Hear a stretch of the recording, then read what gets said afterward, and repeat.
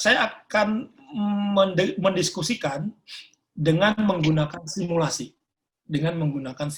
Nah,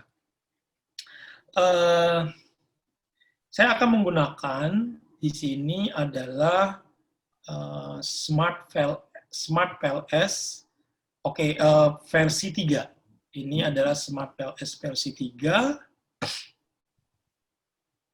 Ini SmartPLS versi 3. Nah, ini yang akan jadi tools kita atau software kita untuk simulasi. Nah, sebelum simulasi ini, saya arahkan dulu informasi, nanti Bapak Ibu bisa mendownload software ini di di mana tuh, di sini, di situsnya smartpls.com. Oke, nanti silakan download ini, kemudian silakan pilih mau menggunakan software tergantung versi dengan jenis laptopnya atau ininya apa tuh. Kalau mau pakai MacBook, silakan download di sini. Kalau pakai Windows, silakan download di sini. Oke, ini sekedar informasi saja. Tapi yang kita gunakan adalah versi 3. Versi 3 ini adalah versi komersialisasinya SmartPLS. Nah, ini harus perlu dilihat. Kalau komersial, berarti mau pakai keduanya, itu harus berbayar. Bayarnya pun cukup mahal, menurut saya, bagi kayak ukurannya mahal. Kalau dosen itu kan kadang-kadang banyak nggak mampunya membeli lisensi. Nah, itu. Kalau mau pakai yang gratis, bisa. Jadi setelah download, lalu diinstal, pas proses install selesai dalam posisi online, nanti ada satu kotak dialog, ada 3 pilihan. Mau student version, mau trial 30 hari full version, atau mau license atau full version license. Nah, silakan pilih masing-masing. Kalau mau yang gratis, pilih student atau trial yang 30 hari. Nah, bedanya adalah kalau trial 30 hari, fitur lengkap cuman hanya bisa pakai 30 hari. Setelah itu, nggak bisa lagi pakai di laptop yang sama, karena dia registry laptop yang dikenali. Nah, kalau mau pakai terus-menerus, pakailah yang student version. Saya pakai student version. Tapi student version punya kelemahan. Kelemahannya adalah limited feature. Salah satu limited feature-nya adalah kita hanya bisa menggunakan end datanya 100, tidak bisa lebih. Nah, kalau mau pakai serius dengan kebutuhan riset, tentu kan data kita bisa sangat mungkin lebih dari 100 kan. Nah, saya sarankan pakai ini nih. SmartPLS versi 2. Ini ada di bawah nih. SmartPLS versi 2 nih. Versi 2. Nah, silakan lihat di sini. Klik di sini. Please see here dibilang kan. Nah, klik di sini yang versi 2. Masalahnya adalah versi 2 hanya bisa di Windows. Saya pun kalau mau pakai versi 2 harus balik ke Windows. Nah, kalau mau pakai versi 2, nah ini versi 2, ini ada halaman versi 2, nah harus register dulu.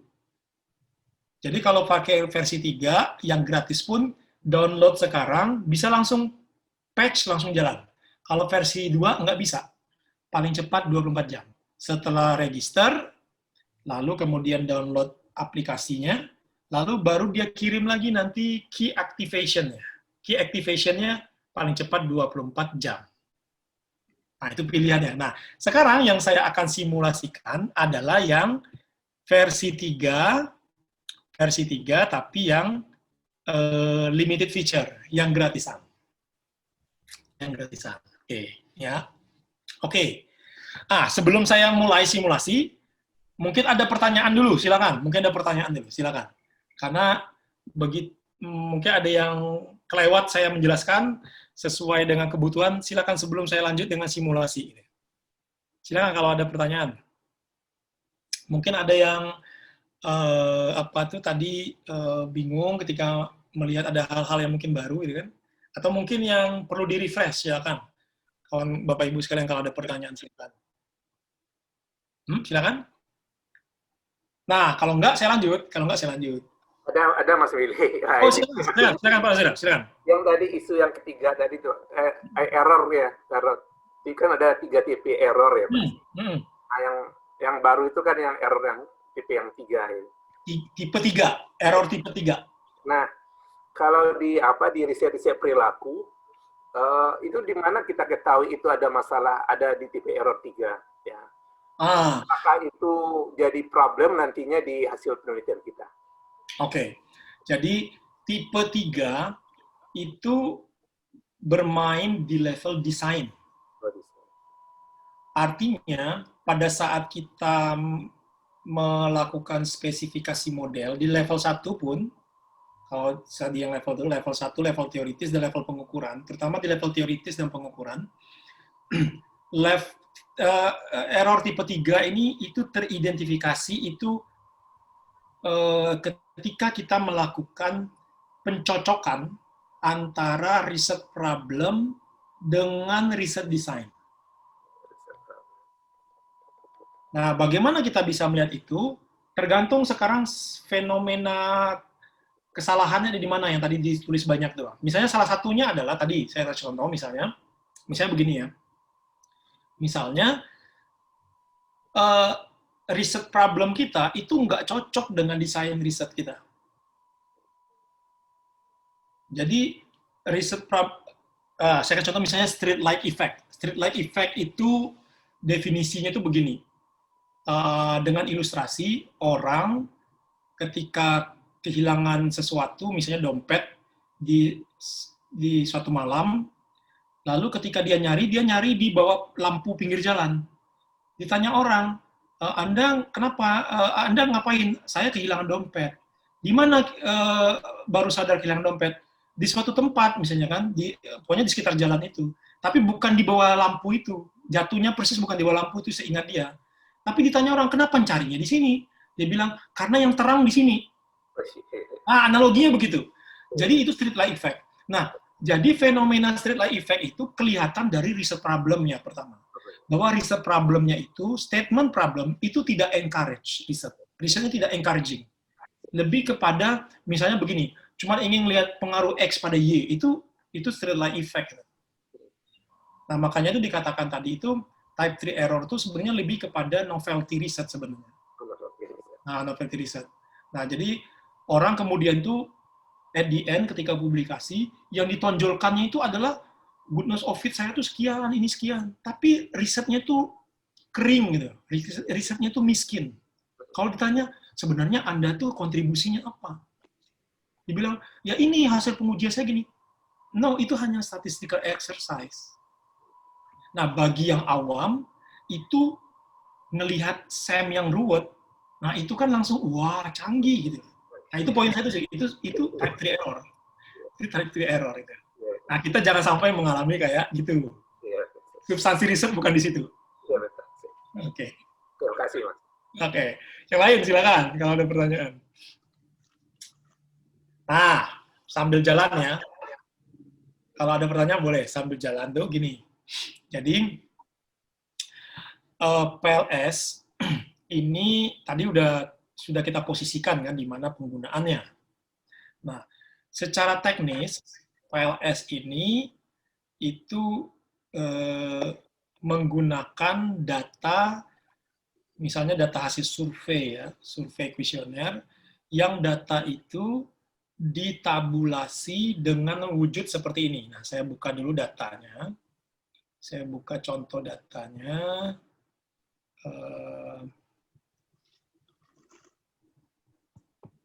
Saya buka dulu contoh data.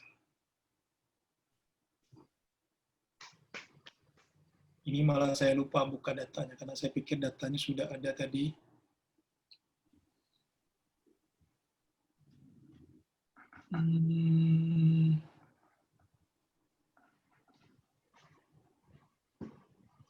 Oke, saya buka data ini.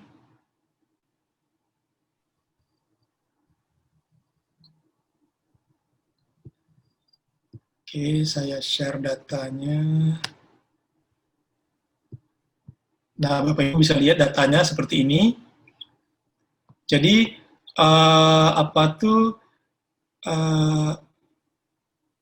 PLS itu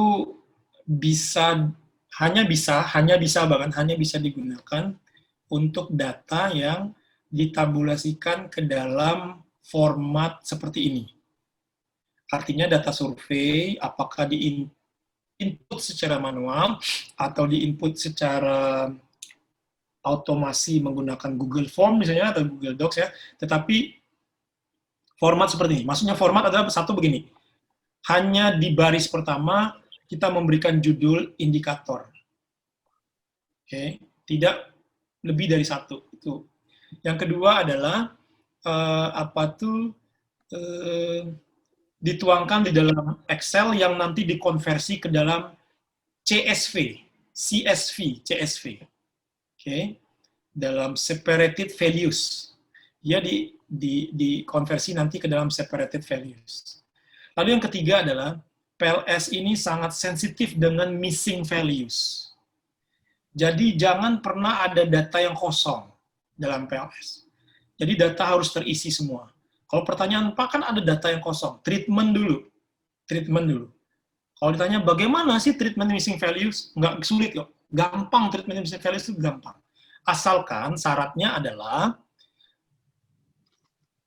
data itu tidak lebih dari 10% hilangnya. Saya kasih contoh misalnya begini ya, kalau ini saya blok sampai ke bawah, misalnya sampai ke bawah, kita kan dapatin tuh berapa jumlah count kita kan? Kan kita dapat berapa jumlah count. Misalnya di sini setelah diblok, count-nya adalah 1100. Count-nya adalah 1100 di sini. Berarti kalau 10%-nya 110. Berarti jangan sampai nilai-nilai yang di dalam sel ini kosong lebih dari 110. Kalau lebih dari 110, udah kesimpulannya datanya buruk, nggak bisa digunakan. Nggak bisa di-treatment. Tapi kalau dia 109 aja, bisa di-treatment. Nah, lalu treatmentnya gimana? Nah, treatmentnya gampangnya begini. Saya kasih contoh, misalnya data ini, misalnya saya random ya, ini saya hapus, saya delete. Kosong kan, ada missing value. Nah, bagaimana cara treatment missing value? Simple aja, ada dua cara. Cara pertama adalah ini diblok, lalu tinggal dilihat aja di Excel kan, average-nya adalah 4,3030303003, dibulatkan kan 4,3. Berarti nilai di sini bisa diisi dengan 4,3. Nah, itu disebut dengan metodenya adalah replace with min di dalam multivariatnya here. Replace with min. Gampang kok. Jadi nggak perlu ikut workshop, treatment missing value itu nggak usah ikut workshop. Itu tuh cuman 2 menit selesai, 3 menit selesai, 5 menit udah paling lama. Gitu. Nah, ada cara kedua, dengan cara kita memblok ini, jangan memblok dari awal ya, memblok data yang scalingnya sama. Kita blok ini, satu baris secara horizontal ini, kita lihat mana nilai yang paling sering muncul. Bukan rata-ratanya, jangan lihat average, tapi cari nilai yang paling banyak muncul. Mode-nya atau modusnya. Nah, lihat. Oh, ini 4, 4, 4, 4, 4, 3. 0, 4, 4. Nah, berarti yang paling banyak muncul ke 4. Nah, berarti di sini isi dengan 4. Nah, itu cara mengisi treatment atau treatment missing value. Selesai, itu aja. Nggak susah. Ya, ini disebut dengan treatment missing value. Walaupun Pak awalnya kan 5, Pak. Iya, ini kan data awalnya. Kalau seandainya kosong. Nah, cara ngisinya seperti itu. Tapi prinsip jangan lebih dari 10%. Kalau udah 10%, nah berarti data kita tuh rusak gitu loh. Kalau rusak ya pilihannya survei collecting data ulang. Itu nggak ada pilihan lagi. Oke. Nah, kalau sudah, sebelum kita pakai PLS, Bapak Ibu ini harus di save as. Harus di save as dari Excel, dipindah ke mana? Nah, pindah ke ini, formatnya yang penting. Kalau Bapak Ibu pakai Windows, nanti ada namanya Save as Type-nya. Nah, pakailah ini nih, CSV ini. Kalau di Windows namanya CSV, delimited. CSV dalam kurung, delimited. Pakai itu nanti. Ya. Nah, kalau di Mac seperti ini pakai CSV UTF-8 dalam kurung, yang penting delimited. Nah, lalu kita klik ini. Nah, save as type atau formatnya pastikan CSV. Nah, nama filenya silakan mau dinamain. Sekarang saya mau ganti namanya menjadi misalnya saya ganti namanya adalah misalnya UNP. Ini saya save. Oke. Nah, kalau sudah, berarti file kita sudah berganti nama menjadi nama sesuatu, dan yang paling penting formatnya adalah CSV. Nah, bagaimana cara memastikan dia CSV? Buka Windows Explorer atau buka Finder di Mac, lalu cek. Misalnya saya kasih contoh di sini, kita cek di Windows Explorer kita, di Finder kita. Saya share ke Bapak Ibu sekalian, contohnya. Nah, coba perhatikan di sini. Ini di file saya namanya sudah .csv. Kalau awalnya kan dia adalah .xsl. Dia masih Excel. Nah, kalau masih Excel nggak bisa dipanggil diimpor ke ke PLS. Harus CSV. Jadi convert dulu ke dalam CSV. Kalau sudah convert ke CSV, tadi yang file yang dibuka tadi jangan lupa ditutup, karena untuk diimpor dia harus ditutup. Nah, kalau sudah, sekarang kita masuk ke Smart PLS kita. Kita masuk ke Smart PLS.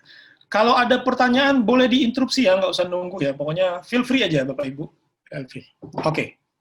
Nah, nanti kalau Bapak Ibu sudah install Smart PLS 3 Student Version, nanti tampilan depan seperti ini tanpa ada yang tulisan UNES. Ini baru 2 minggu yang lalu, kemarin saya juga ngisi pelatihan di Universitas Negeri Semarang kemarin. Nah, ini tanpa ada UNES nih. Yang ada 2 ini. Nah, ini yang disebut dengan project folder namanya.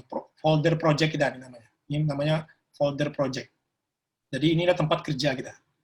Nah, nanti yang pertama kali kita lakukan adalah Bapak Ibu nanti klik create new project. Kalau yang sudah punya software, setelah tadi, oh ya sebentar, saya tanya dulu, ada yang sudah punya software belum? Saya konfirmasi dulu.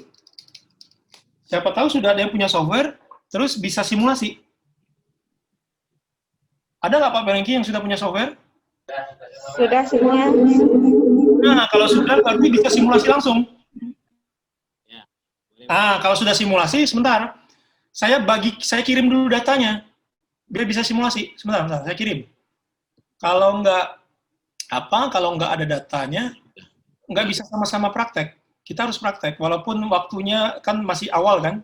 Bentar, saya praktekkan. Saya kirimkan itunya. Saya kirimkan ininya. Apa tuh datanya? Bentar ya. Saya kirim datanya.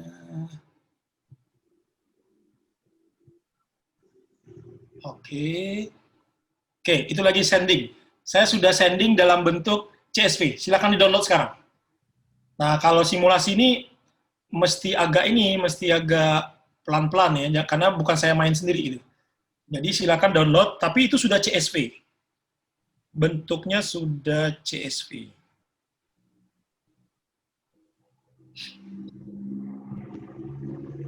Oke. Nah, boleh dibuka dulu. Saya mau jelasin sedikit. Itu tuh data apa, supaya paham konteksnya. Jadi itu adalah data hasil survei, sebagian hasil survei untuk sebuah penelitian yang menggunakan teorinya adalah ini teorinya. Saya buka dulu teorinya. Nah, ini teorinya. Saya share teorinya supaya, kan tadi kan level 1 kan, bukan langsung ke itu. Nah, ini teori yang kita gunakan, Bapak Ibu. Nama teorinya adalah teknologi acceptance model. Saya pikir semuanya common dengan teori ini ya. Jadi tidak tidak asing lah yang namanya teori TAM dari Davis 1989. Oke. Datanya share di everyone. Udah masuk belum? Tolong konfirmasi udah diterima belum Bapak Ibu? Belum? Ini udah masuk? Oh, sudah. Itu Ibu Aimatul Yuma udah bilang udah masuk. Sudah download. Oke, good. Jadi yang belum silakan sambil di-download. Sudah di-download, dibuka dulu datanya, dibuka, dilihat dulu datanya, gitu kan, dilihat. Nah, jadi itu adalah data, sebagian data hasil survei dalam studi saya sebelumnya dulu. Kemudian data itu merupakan hasil collecting data dari survei kuesioner untuk sebuah model penelitian yang menggunakan teori teknologi acceptance model. Nah, ini teorinya gambar di depan. Ini gambar teorinya. Oke. Nah, teori ini adalah teori keberterimaan. Ini adalah salah satu teori di dalam teori-teori keberterimaan IT. Okay. Nah, TAM ini originally-nya bentuknya kayak gini. Tapi data yang kita gunakan, kita tidak menggunakan actual use atau actual system use. Kita hanya menggunakan 3 konstruk, yaitu perceived ease of use, perceived usefulness dengan behavioral intention to use, atau intention. Oke. Bahkan kita menggunakan, kalau Bapak Ibu lihat di situ, PU1 sampai PU3 itu pengukurnya usefulness, PE123 itu pengukurnya ease of use, IT123 itu pengukurnya intention. Oke. Bahkan PU sama PE itu tidak menggunakan semua indikator. Mestinya ada 6. PU itu ada 6 harusnya, PE itu ada 6, IT ada 3. Tapi saya hanya menggunakan 3 karena ini sekedar simulasi. Nah, kemudian Bapak Ibu juga lihat, saya menggunakan data 100. Tujuannya adalah supaya bisa dipakai di Smart PLS untuk versi 3. Aslinya datanya itu sampai 600-an ya kalau saya nggak salah aslinya. Nah, kemudian juga ya Bapak Ibu lihat di situ ada data selain data yang dalam model, yaitu ada data usia dan ada data jenis kelamin. Usia ratio scale, jenis kelamin nominal scale dengan coding 1-2. Nah, boleh di-scroll dulu datanya tadi yang Excel dilihat. Oke. Nah, sekarang saya balik ke Smart PLS kita. Saya balik ke Smart PLS. Mari kita buka bersama-sama Smart PLS kita. Silakan Bapak Ibu buka Smart PLS-nya. Oke. Nah, di Smart PLS kita yang di depan ini, yang pertama kita lakukan adalah setelah kita punya data tadi, kita mulai membuat file kerja. Caranya adalah di sini, di kanan atas ini, kita melihat ada menu yang berjudul New Project. Berjudul New Project. Bapak Ibu klik New Project. Oke. Nah, akan keluar kotak dialog dengan judulnya adalah Create New Project. Oke, judulnya adalah Create New Project. Oke. Nah, kalau sudah, di situ diminta menuliskan nama. Nah, silakan Bapak Ibu tulis dengan nama masing-masing boleh atau nama lain yang Bapak Ibu suka. Saya ketik aja di sini adalah UNP. Dengan caps lock saya ketik UNP. Oke, lalu saya klik. Coba perhatikan. Begitu saya klik OK, di kiri atas, nah terbentuk project folder atau folder project yang baru. Nah, sampai di sini dulu, saya tunggu Bapak Ibu, make sure apakah setelah melakukan proses itu betul-betul terbentuk di Smart PLS-nya. Kalau yang belum, silakan konfirmasi, siapa tahu, oh Pak ini kok nggak kayak gitu kan, ada masalah apa gitu kan, silakan. Oke semua? Silakan, oke semua nggak? Oke, ada yang belum oke? Oke, Pak Willy. Nah, kalau oke, sekarang kita lanjut. Nah, Bapak Ibu perhatikan, ada dua file di dalam folder itu. Ada file yang berwarna biru dengan kaki kuning, judulnya UNP. Ada file tanda huruf I yang ada notifikasinya double click to import data. Nah, yang pertama harus kita lakukan adalah import data dulu. Jangan gambar model dulu. Import data dulu. Jadi, sekarang kita sama-sama double klik ini. Nah, coba double klik. Oke. Nah, akan keluar kotak dialog. Kotak dialog ini adalah file window explorer atau file folder searching. Nah, dia mulai mencari nih. Karena default-nya CSV, dia akan mencari yang file CSV. Nah, tadi kan file saya adalah UNP kan? Nah, ini, saya klik. Yang di Windows boleh pakai Windows juga gitu kan. Cari yang file UNP. Oke. Nah, oke, kalau sudah dapat, klik itu lalu klik open. Klik open. Oke, sekarang saya klik open. Nah, pas klik open, keluar kotak dialog konfirmasi. Keluar kotak dialog konfirmasi, ada tulisannya di situ adalah importing file yang mau kita tunjuk tadi. Nah, lalu klik OK. Sekarang kita sama-sama klik OK. Klik. Oke. Kalau setelah diklik OK, pastikan di halaman kerja ini, di file kerja ini muncul kayak gini. Lalu perhatikan yang di Project Explorer tadi, itu ada tulisan UNP juga 100 record berwarna hijau. Nah, kalau sudah itu berarti oke nih kerjaan kita. Nah, itu dulu pastikan. Saya tolong dikonfirmasi. Yang belum, kasih tahu aja, Pak, saya belum, gitu kan. Masih bingung. Ini dulu tahap pertama. Silakan dicek dulu, dikonfirmasi dulu.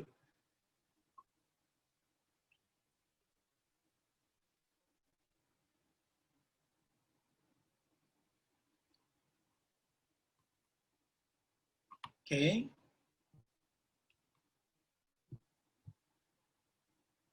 Oke, Bu Yamin itu oke. Yang lain oke? So far so good? Oke, Pak Willy. Sip. Berarti oke ya. Nah, kalau oke, nah, kita sudah bisa mulai analisis, Bapak Ibu.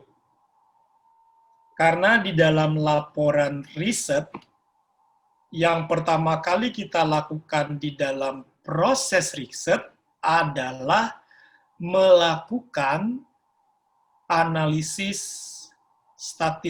statistika deskriptif. Ya, melakukan analisis statistika deskriptif. Kan? Di mana melihatnya? Inilah statistika deskriptif. Oke. Nah, ini dilaporkan di dalam laporan riset. Ya. Nah, apa yang penting dilihat? Tentu yang penting dilihat adalah sebaran rata-rata ya, yang disebut dengan mean atau median atau modus. Sayangnya Smart PLS tidak punya fitur mengolah modus. dia hanya menggantikannya dengan median. Tapi saya pikir bisa juga dilakukan. Oke. Kemudian kalau mau melakukan analisis normalitas, bisa melihat output yang paling ujung ada skewness dan kurtosis. Walaupun penting juga bahwa PLS tidak bermasalah dengan data tidak normal. Tapi kalau pakai SEM, akan bermasalah ketika datanya tidak normal. Nah, ini yang penting. Maka salah satu keunggulan PLS adalah menutupi kelemahannya SEM, yaitu data berdistribusi normal atau tidak normal. Kalau SEM datanya harus normal, kalau PLS datanya boleh tidak normal. Pak Willy. Boleh, Bu. Apa tuh, Bu? Boleh nanya Pak Willy? Nggak boleh lah, Bu. Apa tuh, Bu? Nah, kalau data tidak normal, berarti apa tuh namanya? Ada kemungkinan data itu outlier atau terlalu ekstrim nilainya, kan gitu ya, betul. Pak Willy? Betul.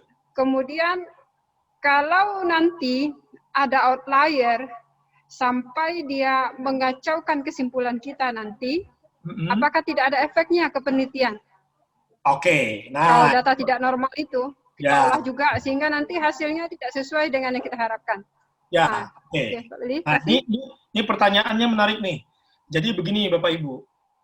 Pertama, ketika kita menguji kausalitas, sebelum saya menjawab langsung pertanyaan tadi Ibu, ketika kita menguji kausalitas, pengujian kausalitas itu basically itu kita tuh sebenarnya memprediksi apakah terjadi cause effect di antara X dengan Y, katakanlah begitu. Nah, prediksi kausalitas itu dengan menggunakan statistika, itu cara yang parsimoni itu artinya dia efektif tapi juga efisien, itu adalah menggunakan regresi. Ketika dia single regression, dan dia simple, kita pakai regresi. Nah, di dalam regresi, seperti juga PLS itu basic konsepnya regresi. Regresi itu sebenarnya hakikatnya adalah menuju rerata. Menuju rerata atau menuju rata-rata. Ini yang perlu kita kan belajarnya filosofis ya. Saya tidak akan menjelaskan teknis, saya menjelaskan filosofisnya. Substansinya adalah regresi itu artinya menuju rata-rata.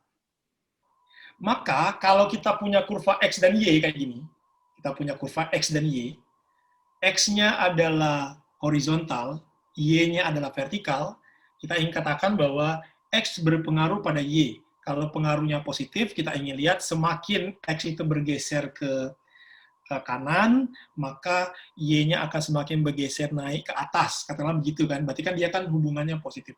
Nah, maka ketika hubungan linier itu positif, kita akan mendapatkan kausalitas itu, prediksi kausalitas itu akan lebih baik ketika sebaran data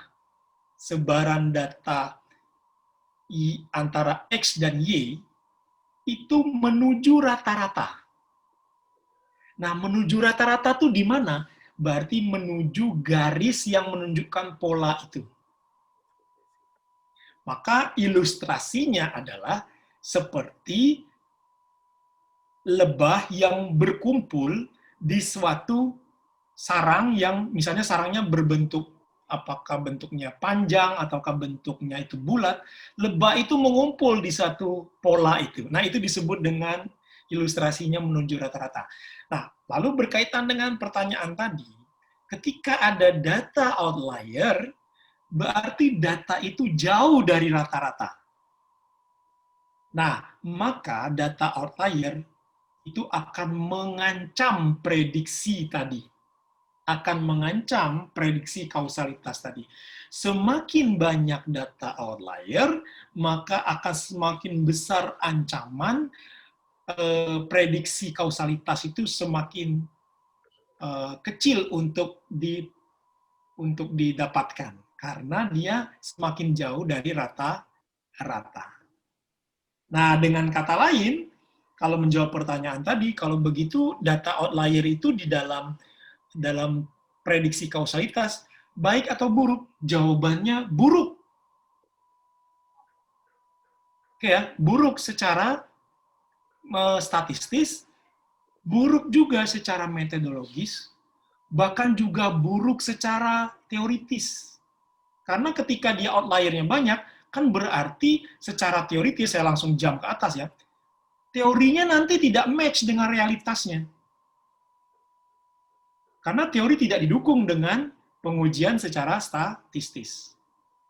Nah, maka kita sebagai peneliti yang di basic research, itu kurang prefer dengan yang namanya outlier. Lalu kita berusaha untuk menyelesaikan outlier. Okay. Nah, lalu bagaimana cara menyelesaikan outlier? Ada dua cara. Ketika outlier menyebabkan normalitas itu terganggu, kita melakukan dua hal. Cara yang sedikit kasar itu adalah membuang outlier. Cara yang lebih smooth adalah pakai hukum normalitas, yaitu dengan semakin menambah n sampel, maka rata-rata distribusi akan mendekati data itu menjadi normal. Harapannya begitu. Nah, itu pandangan dari sisi, katakanlah itu basic research. Nah, saya juga ingin melihat secara fair. Saya tidak ingin mengatakan bahwa kalau begitu ya, nah bagaimana secara praktis? Data outlier itu baik atau buruk? Data outlier somehow, data outlier itu insightful di dalam riset applied. Ya, saya katakan data outlier itu somehow insightful di dalam riset applied. Saya kasih contoh. Kalau Bapak Ibu ada yang di bidang SDM, itu ada best practice, namanya itu 9-box talent pool. Ada namanya tuh 9-box talent pool. Jadi 9-box talent pool itu perusahaan itu akan memprediksi siapa yang bisa menjadi pemimpin masa depan di perusahaan itu, lalu perusahaan akan mulai mengarahkan karir path-nya, itu dengan cara melakukan assessment. Assessment talent pool-nya itu seperti apa. Nah, ketika melakukan assessment, nanti itu akan terpetakan di dalam grafik tadi itu, distribusinya. Nah, distribusi yang diinginkan oleh perusahaan itu justru bukan yang mengumpul di rata-rata. Malah perusahaan menginginkan outlier. Nah, ketika dia outlier, itulah yang nanti oleh perusahaan itu akan menjadi future stars-nya perusahaan. Nah, kalau di perusahaan itu kayak gitu. Kalau saya masuk ke BUMN, itu ketika memberikan advisory, itu kita prediksi tidak menggunakan rumus normalitas. Tapi sebaiknya kita mencari menggunakan outlier. Jadi ini mesti fair ngelihatnya. Tapi kalau pada konteks sekarang, Bu, memang betul outlier itu mengganggu, bahkan merusak data, gitu kan. Kalau bisa disingkirkan, kalau bisa cukup datanya, atau kalau enggak, tambah terus data yang kemudian itu diharapkan data berdistribusi menjadi approximately normally distributed, istilah itu. Mendekati terdistribusi secara normal. Ukurannya skewness plus minus 1, kurtosis plus minus 2. Nah, itu ukurannya secara statistis. Itu, Bu, ya. Itu pendapat saya, gitu kan. Mungkin nanti ada juga yang kurang, nanti bisa juga sambil dilengkapi dengan banyak referensi multivariat atau ekonometrik. Oke. Nah, itu ya. Jadi, laporkan ini ke dalam laporan riset. Oke. Lalu berikutnya yang kedua, setelah ini sudah dilaporkan, baru langkah berikutnya kita mulai mengerjakan file kerja PLS kita di Smart PLS. Nah, bagaimana? Nah, ini yang di atasnya Bapak Ibu lihat. Oke, sebelum sampai di situ. Kalau di sini belum hijau nih Bapak Ibu lihat di sini nih kan ada yang kayak drum atau tabung ya, itu warna hijau. Kalau di sini belum hijau, Bapak Ibu, berarti datanya bermasalah. Selesaikan lagi masalahnya. Caranya gimana?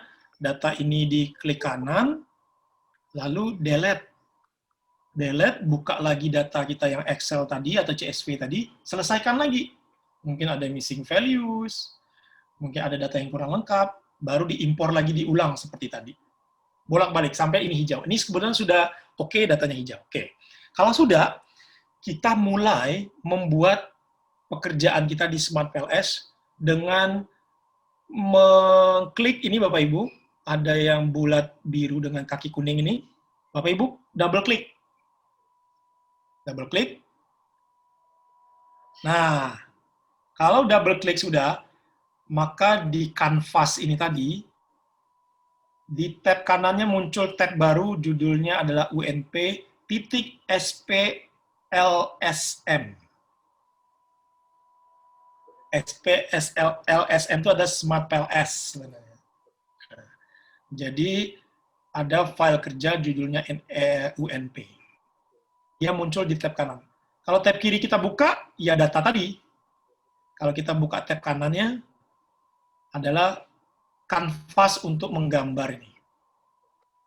Nah, sekarang tugas kita, karena kita udah langsung di level teknisnya, kita mulai menggambar model spesifikasian.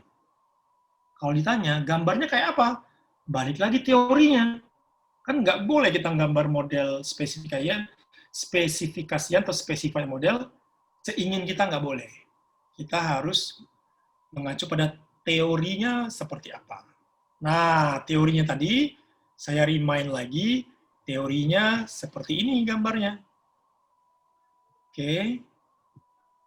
Nah, coba diingat-ingat, ada 3 konstruk, ada PE itu singkatan dari Perceived Ease of Use, ada PU, Perceived Usefulness, ada Behavioral Intention atau disingkat dengan Intention, kita coding dengan IT.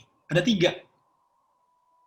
Lalu yang terpenting adalah nanti panahnya ada PE ke PU 1, ada PE ke IT ada 1, ada PU ke IT ada 1. Berarti ada 3 panah, ada 3 juga konstruk.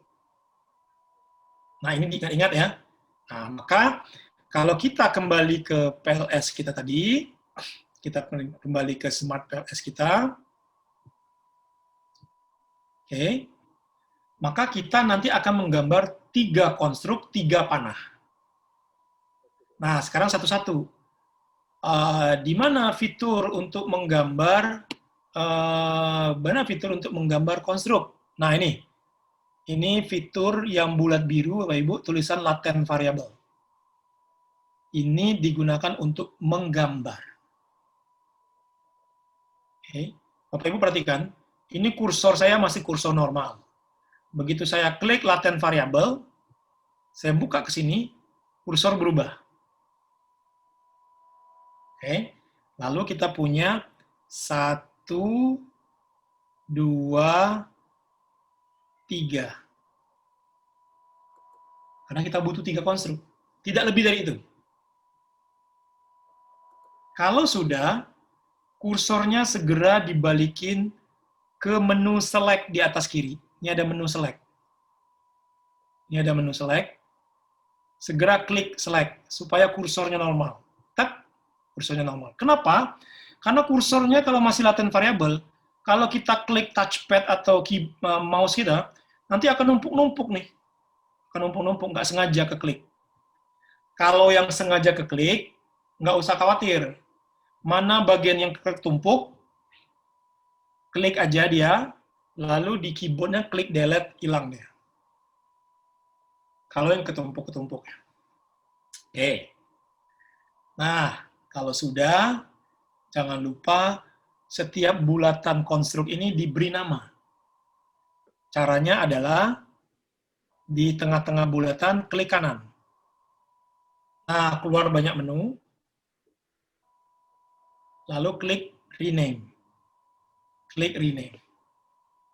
Saya klik rename, klik. Namanya adalah PU. Perceived Usefulness. Kalau sudah, klik OK. Tik. Yang di bawah, klik kanan, rename, klik PE, Perceive Ease of Use. Yang kanan, klik kanan, klik rename, klik IT, singkatan dari intention. Oke, silakan diselesaikan sampai di situ. Kalau yang belum, nanti boleh boleh konfirmasi. Silakan.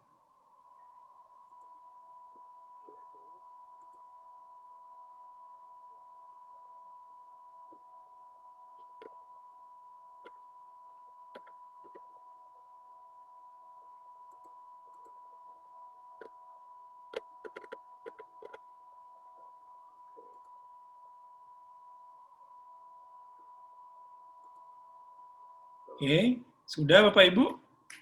Kalau yang belum, boleh ini, boleh boleh konfirmasi.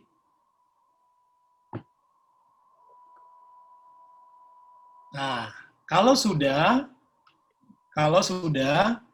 nah baru berikutnya kita menggambar panahnya. Kalau sudah gambar panahnya. Nah, ini ada menu di atas, judulnya Connect. Nah, ini ada menu di atas, judulnya Connect. Ini, Connect. Klik Connect, kursor berubah. Oke, klik Connect, kursor berubah. Nah, kalau sudah, jangan lupa, panahnya adalah dari IV ke DV-nya. Jangan kebalik. Saya contohkan, kita mau menarik panah dari PE ke IT. Jadi, kursornya jangan dari IT, tapi kursornya dari PE. Oke, tarik ke IT, sampai di IT, klik aja, lepasin. Nah. Dari PU ke IT, klik, sampai di IT, lepasin.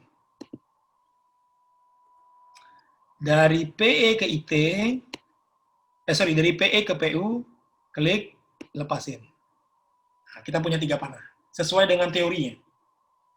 Nah, kalau sudah, kursornya dibalikin normal lagi dengan klik select. Nah, jadi kursor normal.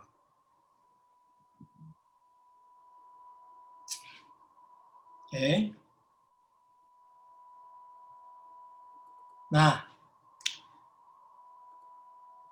oke, sampai situ ada yang bingung? Silakan ditanya kalau ada yang bingung.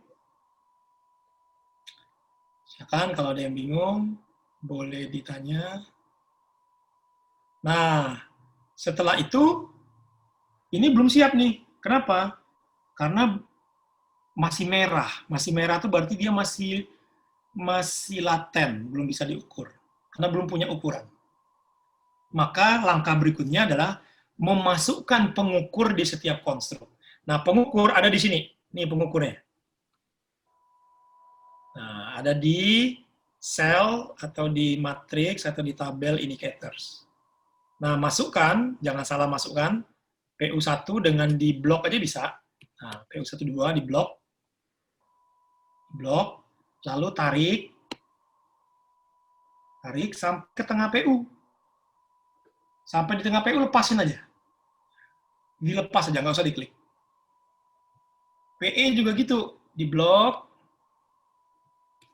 sampai di tengah PE, lepasin aja.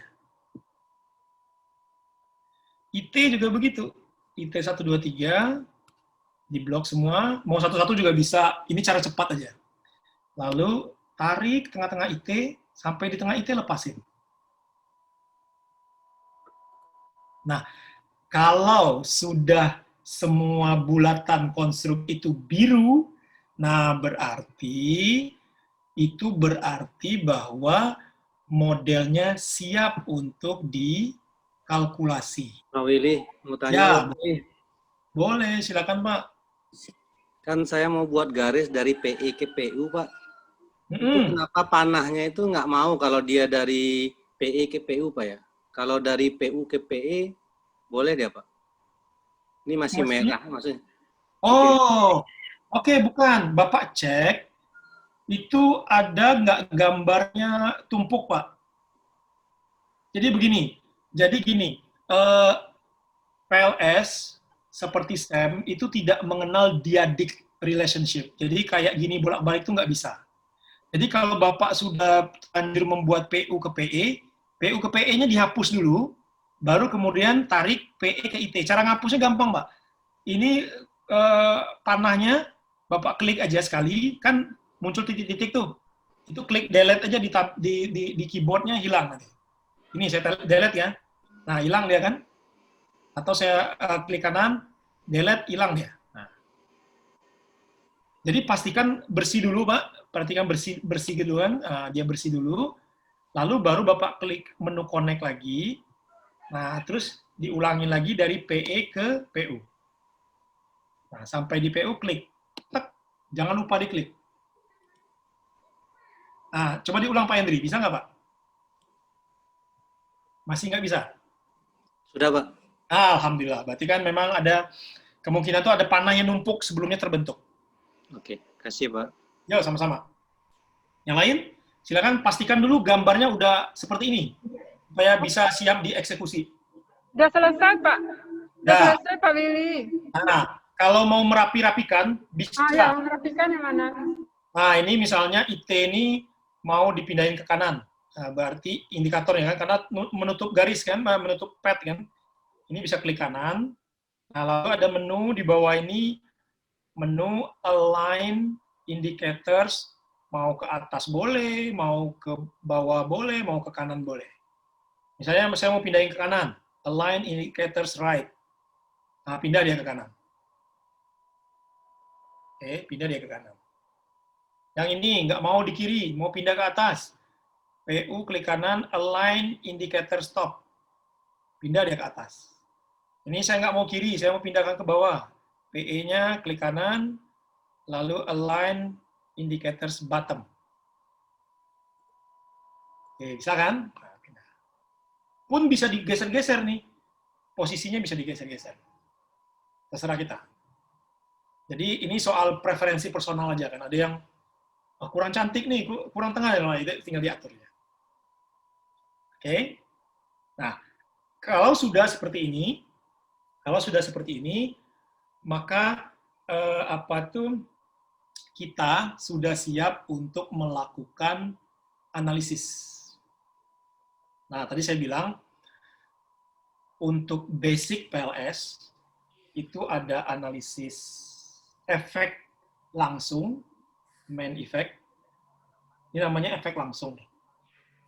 Lalu setelah itu ada efek pemediasian atau mediating effect. Lalu ada efek pemoderasian atau moderating effect. Moderating effect ini ada 3 macam. Ada yang satu nanti itu interaksi, kedua adalah degree moderating, yang ketiga form moderating. Lalu ada pengujian multidimensional construct atau konstruk multidimensi. Lalu ada pengujian konstruk formatif. Konstruk formatif. Sebenarnya pengujian konstruk formatif tadi itu belum lengkap sebenarnya. Saya belum menyampaikan konsep yang namanya itu validasi konstruk formatif dengan menggunakan multiple indicators, multiple causes model, disingkat dengan mimic model, MIMIC. Saya belum nyampe ke situ tadi penjelasannya. Nah, karena mimic model itu bisa diselesaikan pakai PLS, bisa diselesaikan pakai SEM. Bisa. Ya. Nah.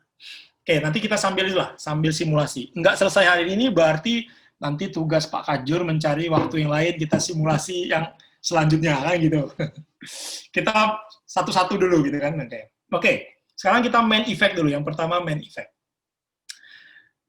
Basic prosedurnya tadi saya sampaikan ada 2. Satu measurement model atau outer model untuk menguji validitas dan reliabilitas.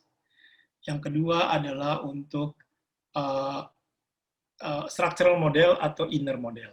Nah, yang measurement model ini, buka lagi modul tadi saya tadi, di 2 slide terakhir atau slide terakhir bahkan, lihat parameter apa yang harus dibaca di measurement model atau di outer model. Nah, sekarang kita simulasikan. Untuk simulasi measurement model, kita bisa klik menu di sini ada tulisan calculate atau calculate. Nah, silakan klik menu calculate atau bisa juga klik menu lalu ada menu apa tuh calculate. Kalau mau langsung ke simbol ini ada menu calculate. Klik menu calculate. Untuk measurement model, menunya adalah algorithm yang paling atas. Nih, PLS algorithm. Oke. Klik PLS algorithm, lalu akan keluar kotak dialog seperti ini. Nah, Bapak Ibu, sebenarnya ini kalau didiskusikan ini panjang nih diskusinya. Saya kalau misalnya 2 hari full day workshop, ini saya akan jelasin satu-satu. Basic setting untuk weighting scheme itu, centroid itu apa, faktor weighting itu apa, pad weighting itu apa. Tapi sebenarnya dengan PLS 3, ini sudah dijelasin. Ini sudah dijelasin satu persatu. Jadi tinggal dibaca aja, 3 pelajari bisa di sini. Sumbernya pun ada, bisa ambil di Walt, bisa ambil di Dijkstra tahun 2010, itu kan artikelnya ada. Artikel saya punya, kalau mau saya bisa share, bisa juga di-download di smartpls.com. Oke, nah pastikan di sini, sama penjelasannya kenapa sih iterasi harus 13. Nah ini juga ada penjelasannya. Bapak Ibu pastikan, di sini ada menu, after calculation itu open full report. Pastikan ini muncul ya, supaya nanti outputnya keluar. Oke, karena ada 3 pilihan. Nah pilih yang full report, pilih yang open full report. Nah kalau sudah, klik Start Calculation. Nah, PLS mulai melakukan kalkulasi. Nah, lalu keluarlah outputnya seperti di depan. Nah, apa yang harus dibaca? Sekali lagi, apa yang harus dibaca? Lihat yang di modul tadi. Oke.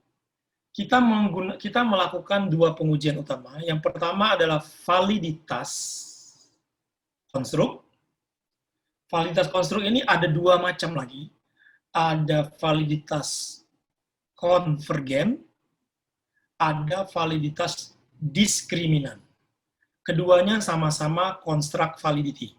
Apa construct validity? Construct validity itu adalah pengujian validitas konstruk secara statistis dalam bentuk hasil respon atau data hasil respon setelah kuesioner atau instrumen kita itu diuji validitas judgment-nya atau validitas kualitatifnya berupa content validity dan face validity.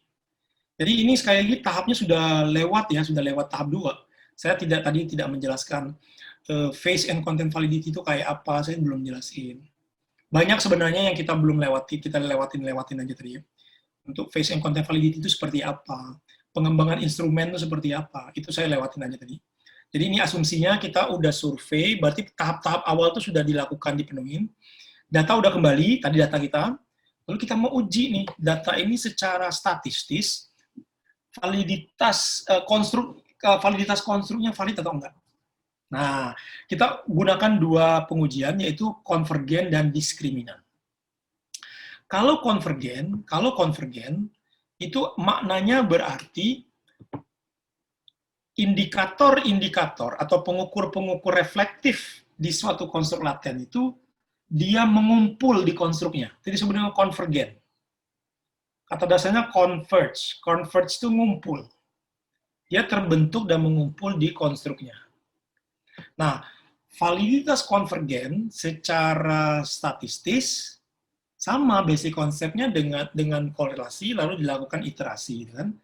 Nah, dengan PLS dengan menggunakan pad weighting scheme. Nah, di mana kita lihat parameternya? Di bawah ini kawan-kawan sekalian lihat ada quality kriteria. Lalu ada yang ketiga itu construct reliability and validity. Coba klik itu. Construct reliability and validity diklik. Nah, lalu ada banyak macam-macam nih outputnya. Nah, yang kita baca pertama di convergent validity di PLS, yang pertama ya, artinya ini saya menyampaikan tuh urutan supaya kita nggak bolak-balik menggunakan PLS ini. Yang pertama dibaca, jangan yang lain dibaca, baca yang pertama yang paling kanan nih. Average variance atau average variance extracted, disingkat AV. Baca ini dulu, klik ini.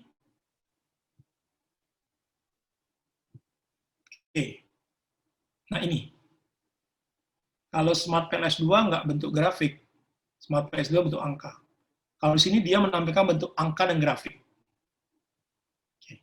Lihat pertama AV, nggak usah lihat yang lain. Oke. Apa yang dilihat di AV adalah ini yang penting. Di modul saya tuliskan rule of thumb-nya 0,5 atau lebih tinggi di atas 0,5. Artinya, kalau AV di bawah 0,5, kesimpulannya adalah konstruk itu belum memenuhi validitas konvergen.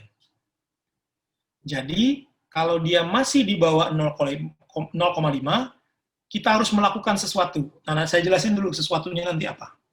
Oke. Yang penting pastikan dulu AV-nya 0,5. Kalau ketiga konstruk kita ini sudah terpenuhi AV-nya, kalau kita lihat kan, ini kan semuanya grafiknya sudah di atas 0,5, makanya dia berwarna hijau. Kalau dia di bawah 0,5, grafik batang ini akan berwarna merah. Nah, karena dia di atas 0,5, dia berwarna hijau. Kalau AV ini sudah semuanya itu hijau, di atas 0,5, udah. Berarti abaikan prosedur yang lain, kita langsung bisa simpulkan bahwa konstruk yang diuji di dalam model penelitian kita sudah memenuhi validitas konvergen. Titik, selesai. Itu aja. Nah, nanti di dalam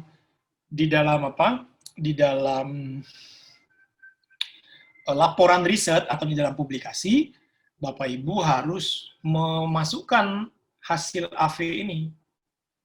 Nah, sekali lagi saya katakan, masalahnya ini harusnya bisa diekspor ke Excel, bisa ekspor ke web, bisa ekspor ke R.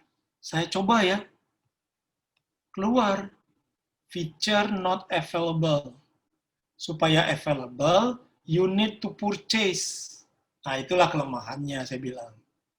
Nah, lalu gimana siasatnya? Siasatnya adalah kita bisa screen cap, atau kita bisa ketik manual angkanya. Kalau kayak gini, berapa sih angkanya? Bapak Ibu tinggal taruh aja kursor di situ, ketahuan tuh. IT AV-nya adalah 0,787. Keluar ya. PE kursornya pindahin. Keluar 0,622. Udah. Nggak masalah kan berarti kan? Nggak masalah. Walaupun nggak bisa diekspor, kita bisa tulis manual, gambar ini bisa screen cap, masukin ke dalam bodinya, ini di dalam body text-nya. Dan selain dimasukkan ke dalam lampiran. Oke. Nah, bagaimana kalau AV belum hijau? Nah, baru kita masuk ke prosedur berikutnya, parameter berikutnya, yaitu melihat outer loading. Outer loading ini sama dengan kalau di analisis faktor tuh lambda atau loading factor. Kalau di SEM tuh CR-nya, critical ratio-nya. Nah, kalau di PLS ini ada final result, coba lihat di bawah sebelah kiri final result. Lalu ada di sini outer loadings. Outer loadings. Klik di outer loadings, klik. Nah. Lalu muncul matriks kayak gini. Kalau AV hijau, ini pasti hijau juga. Kalau AV merah, pasti di salah satu tempatnya dia akan merah. Angka merah itu berapa? Kalau dia di bawah 0,7, dia merah. Nah, pertanyaannya adalah sekarang, bagaimana jika AV itu hijau, AV-nya hijau, tapi di sini outer loading-nya ada yang di bawah 0,7 dan dia merah. Bagaimana caranya? Abaikan saja. Ini tetap dianggap valid. Kenapa? Karena kalau kita membuang yang merah, nanti berkurang indikator kita. Itu ya. Nah, jadi kalau misalnya AV sudah hijau, aman. Tapi kalau AV-nya masih merah, baru kita lihat nih satu-satu. Mana yang outer loading-nya merah dan punya nilai paling rendah. Berapa nilai paling rendah? Lihat di sini, catat. Misalnya contoh ya, misalnya, yang paling rendah itu misalnya PU ini belum hijau, masih merah AV-nya. Kemudian di sini misalnya 0,5. Nah, berarti PU3 inilah yang harus kita buang. Kalau ditanya, gimana cara membuangnya? Balik ke gambar. Pindah ke tab kiri, balik ke gambar. Kalau mau kita lihat, PU3 ini ternyata 0,5 dan dia merah, harus dibuang. Cara membuangnya gimana? Klik aja di sini, klik delete di itu kita, di keyboard kita. Maka akan hilang dia. Nah, ketika akan hilang, kita running lagi dengan klik calculate, start calculation, lihat lagi hasilnya seperti yang di depan ini. Oke? Nah, kalau ini sudah semuanya hijau, kesimpulan kita adalah ketiga konstruk laten di dalam model kita adalah valid secara konvergen atau memenuhi validitas konvergen. Oke, satu tahap terlewati, namanya validitas konvergen. Nah, kalau sudah, kita masuk ke tahap kedua, yaitu validitas diskriminan. Nah, di mana cari validitas diskriminan? Balik lagi ke output di bawah, ada quality kriteria, lalu pilih ada namanya diskriminan validity. Oke, lalu mulai klik diskriminan validity. Klik, klik. Wah, banyak juga nih outputnya. Saya harus baca yang mana? Nah, diskriminan validity ada dua parameter yang harus dilaporkan di dalam riset dan publikasi. Oke. Dulu sebelum ada PLS3, itu diskriminan validity cukup melaporkan satu output. Tapi sekarang setelah ada PLS3, banyak reviewer yang rada agak sedikit cerewet lah gitu kan, demanding, minta dua-duanya. Nah, apa dua-duanya? Yang pertama adalah diskriminan di level konstruk. Di mana kita ngelihat nih di outputnya nih, Fornell-Larker criterion di sebelah kiri yang pertama muncul. Apa yang dibaca dengan Fornell-Larker? Yang kita lihat adalah apakah korelasi suatu konstruk dengan konstruknya lebih tinggi dibandingkan korelasi konstruk tersebut dengan konstruk lain. Saya ulangi ya. Fornell-Larker itu adalah parameter untuk menguji validitas di level konstruk. Substansinya yang dilihat adalah apakah korelasi suatu konstruk dengan konstruknya sendiri lebih tinggi dibandingkan korelasi dia dengan konstruk lain.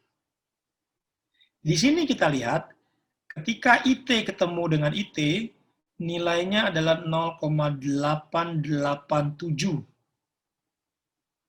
Kita bandingkan IT dengan PE 0,470, IT dengan PU 0,397. Maka kita bisa simpulkan bahwa IT discriminate dengan PU dan PE.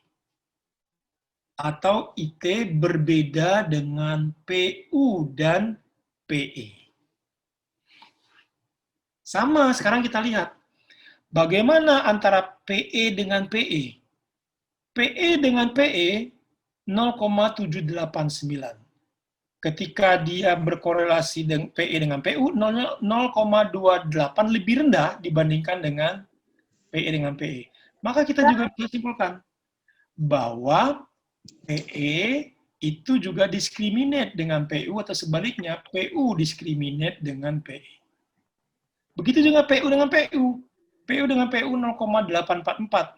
Ketika dengan PE 0,7. Dari awal kajian Dina. Jadi kesimpulan kita adalah bahwa PU discriminate dengan PE.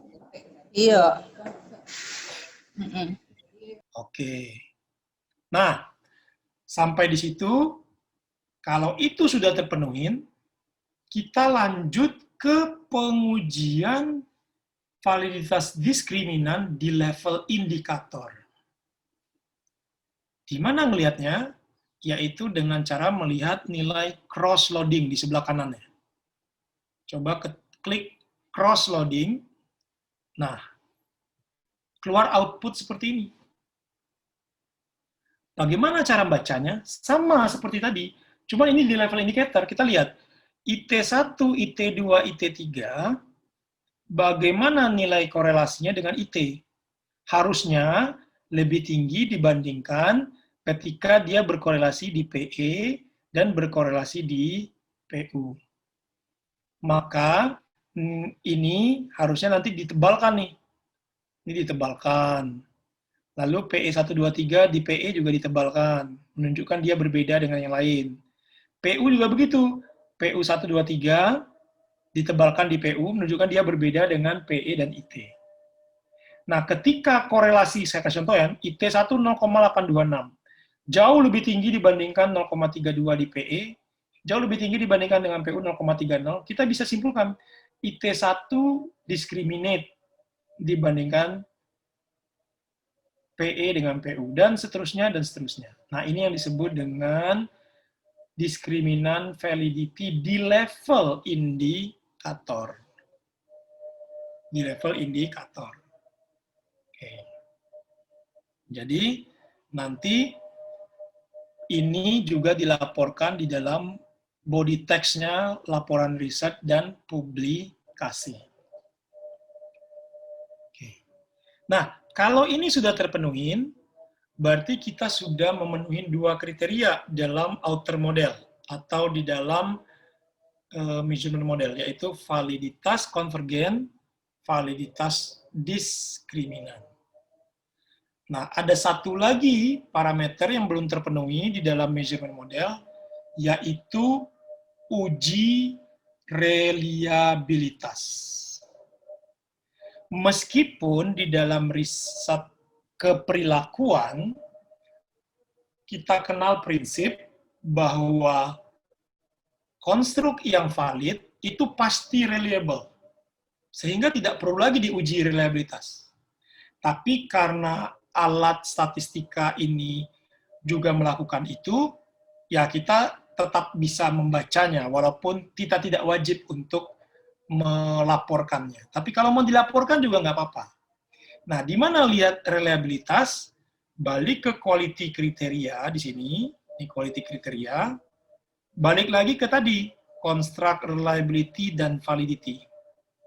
Kita klik. Nah, lalu ada yang pertama Cronbach alpha. Ini klik Cronbach alpha, keluar outputnya begini. Rule of thumb Cronbach alpha 0,7. Semua konstruk yang reliable akan di atas 0,7. IT ini 0,866. PE 0,718. PU 0,803. Berarti kita simpulkan bahwa ketiga konstruk kita reliable dengan menggunakan parameter Cronbach alpha. Oke.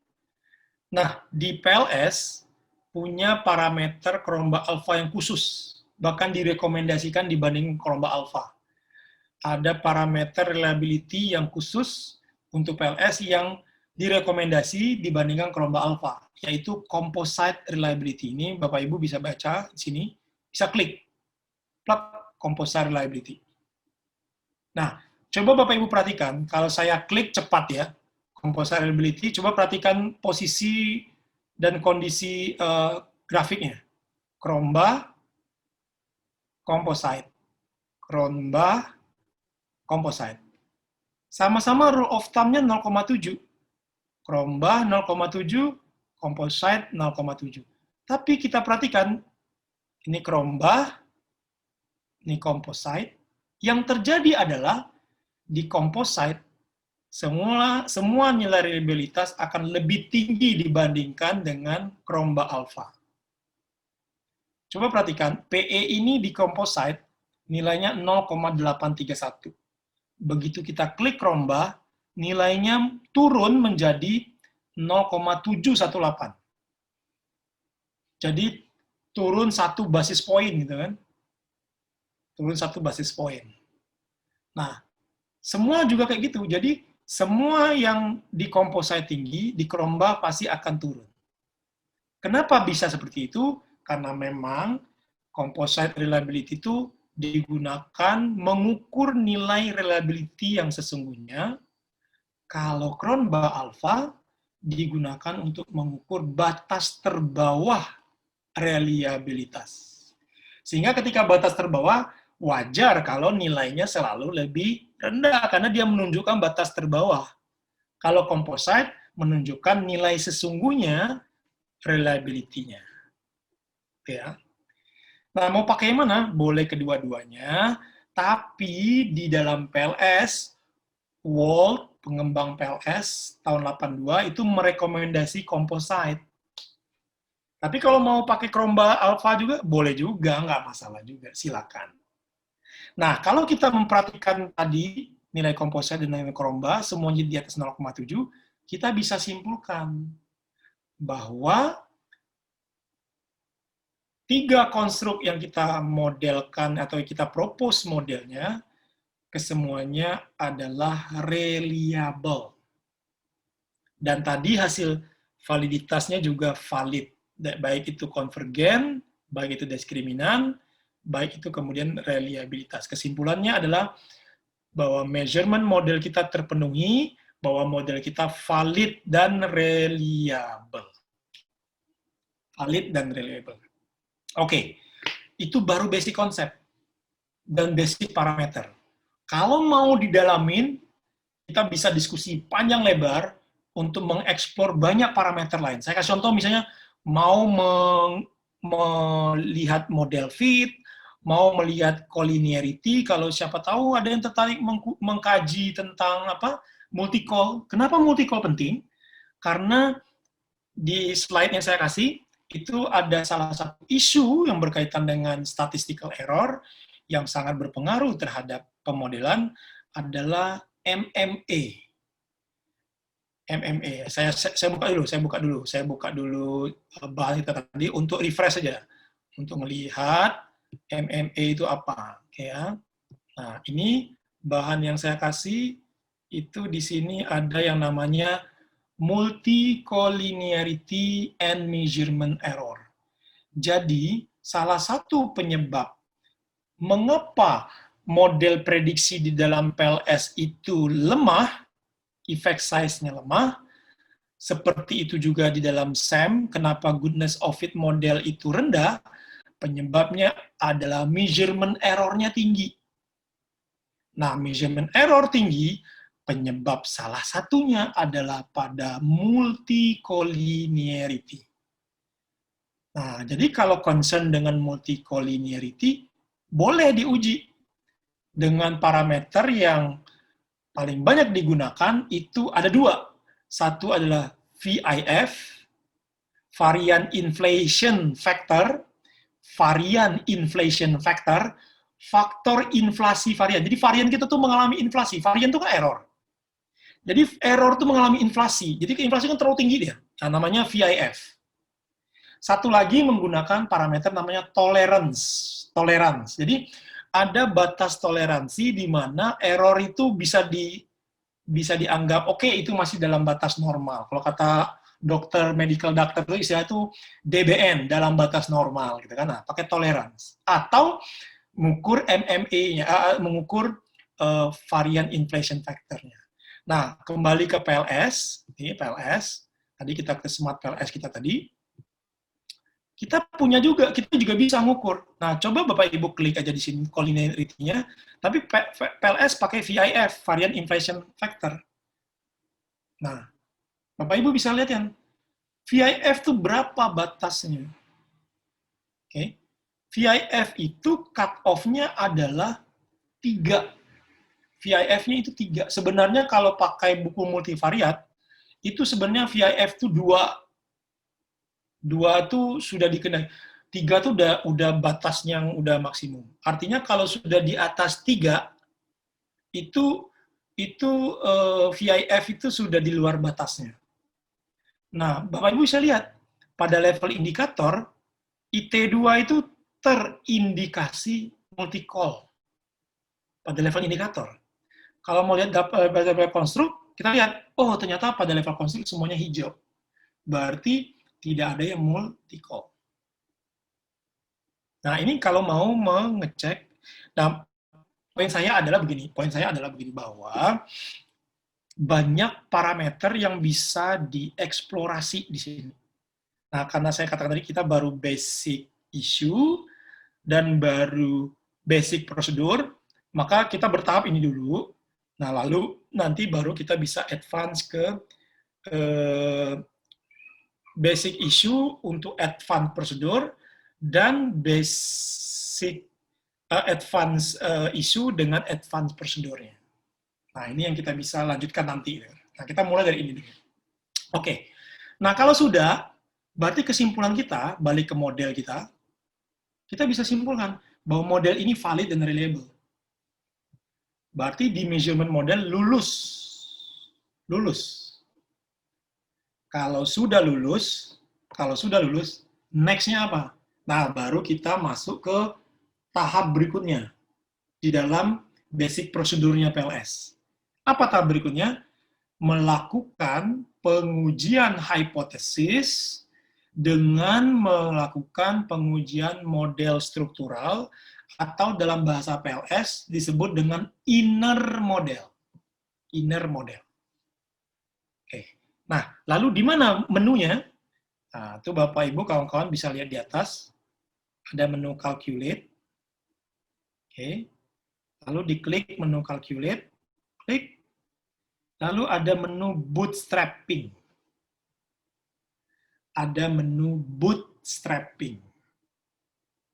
Oke. Nah, coba diklik menu bootstrapping. Klik. Keluar kotak dialog begini. Oke. Nah, ini pun kalau didiskusikan juga seperti saya katakan tadi, banyak yang didiskusikan.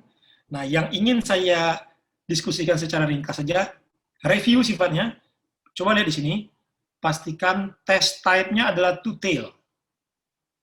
Jadi, sesuaikan. Kalau hipotesisnya two-tail, klik two-tail. Kalau hipotesisnya one-tail, klik one-tail. Itu aja. Oke, jadi silakan pilih. Default-nya memang two-tail. Tapi kalau memang Bapak Ibu pakai one-tail, pakai one-tail.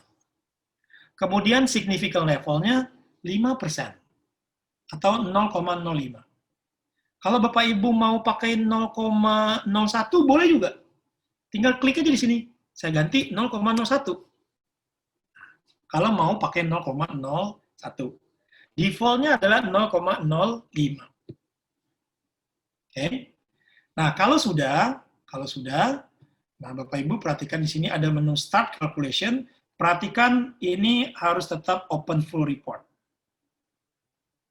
Oke, lalu klik Start Calculation. Nah, baru kemudian tuh running, keluar outputnya.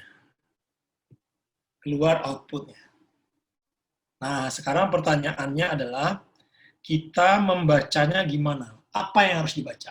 Nah, tadi saya katakan, di basic prosedur, kita baru melakukan tahap yang paling pertama, yaitu pengujian efek langsung atau main effect. Kalau pengujian efek langsung di dalam PLS, yang dibaca cukup satu saja parameter. Cukup baca satu aja output. Nggak usah baca yang macam-macam. Yaitu di final result, Bapak Ibu baca di bawahnya ada final result, ada yang di sini tulisannya PET coefficient. Oke. Final result. Login balik lagi. Nah, klik itu. Nah, yang muncul di depan adalah outputnya PET coefficient. Jadi, kalau pengujiannya hanya menguji main effect, artinya kalau kita kembali ke gambar kita, hipotesisnya ada 3. Misalnya H1-nya berbunyi PE berpengaruh pada IT.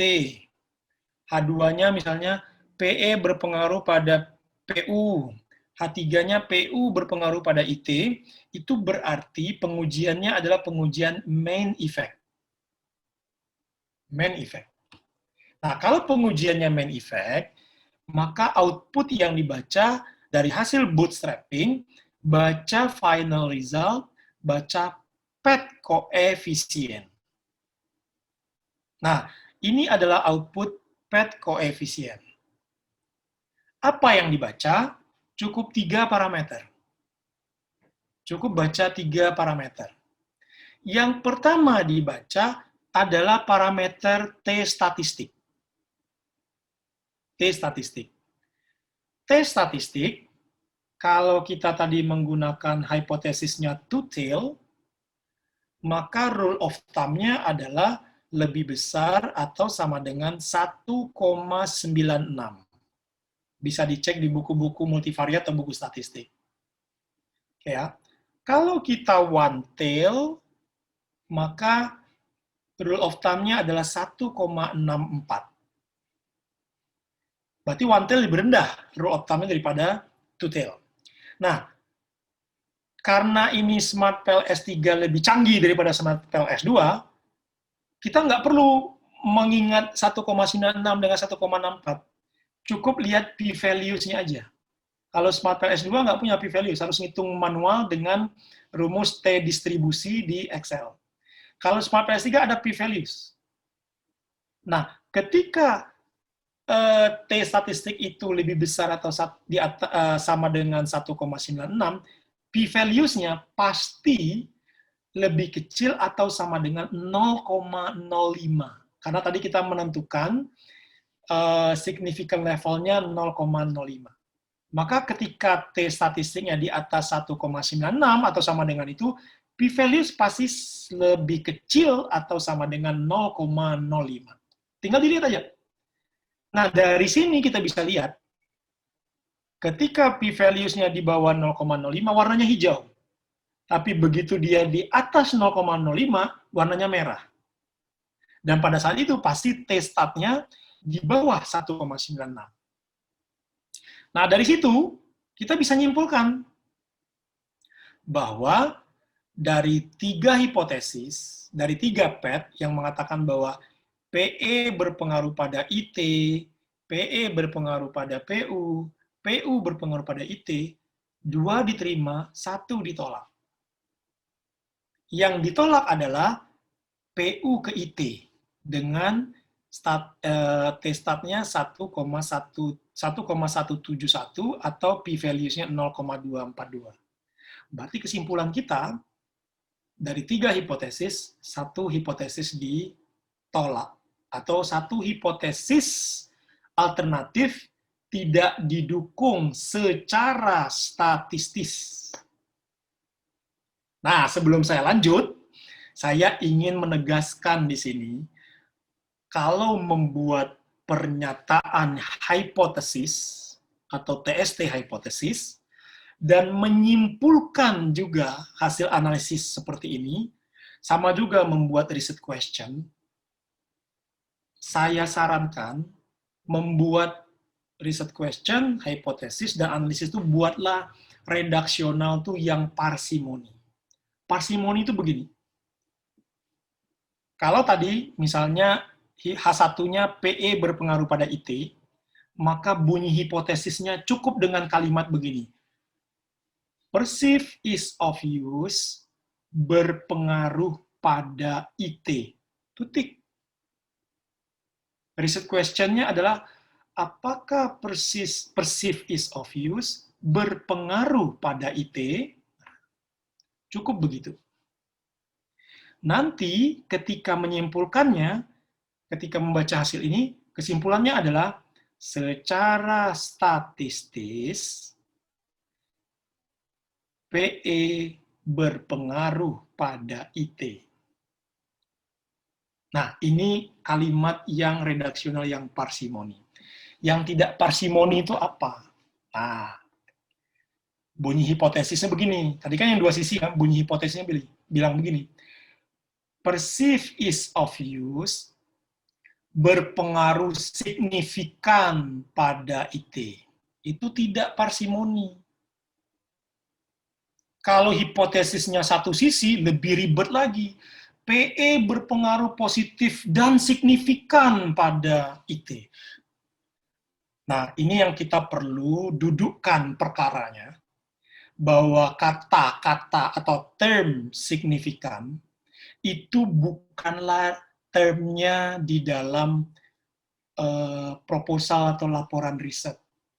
Itu adalah term menyebutkan salah satu parameter di dalam statistika, namanya significance level. Lalu disingkat dengan SIG. Itu sama dengan p-values. Maka ketika dia itu adalah parameter yang digunakan untuk melihat apakah hipotesis diterima atau tidak, maka significance di sini bukanlah maknanya mengukur degree something, bukan. Itu hanyalah parameter, maka nggak perlu disebut berpengaruh secara signifikan atau berpengaruh dan signifikan, nggak perlu. Signifikan itu hanya parameter yang dibaca, dilihat.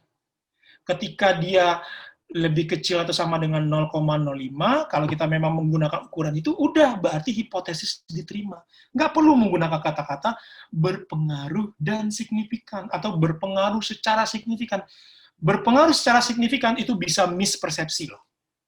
Berarti ada interpretasi lain, berarti berpengaruh tidak signifikan. Atau berpengaruh tidak secara signifikan. Oh, itu lebih kabur lagi. Nah, ini harus didudukkan ya, supaya nggak salah. Jadi, tidak usah menggunakan term signifikan di dalam riset question, di dalam hipotesis, di dalam interpretasi, nggak usah. Kalaupun memunculkan kata-kata signifikan, jangan lupa menggunakan tambahan kata-katanya begini. Dari hasil pengujian secara statistis, pengaruh PE ke IT signifikan secara statistis. Atau dengan demikian hipotesis diterima. Signifikan secara statistis. Nah, itu yang perlu diingat betul. Signifikan secara statistis. Karena itu parameter. Artinya bahwa hipotesis itu diterima. Atau hipotesis itu didukung. Dan yang perlu diingat ya, yang perlu diingat betul kalau kita tahu substansinya, kita akan mengucapnya dengan kata-kata pilihan kata yang tepat. Bahwa hipotesis alternatif ini, kemudian alternatifnya disembunyikan menjadi hipotesis saja, bahwa hipotesis ini didukung itu secara statistis. Ini yang penting. Kenapa secara statistis? Karena diuji secara statistis. Kenapa pakai statistika? Balik ke cerita tadi. Karena kita pakai survei. Karena kita pakai data masa lampau, kita nggak bisa ngujinya by design.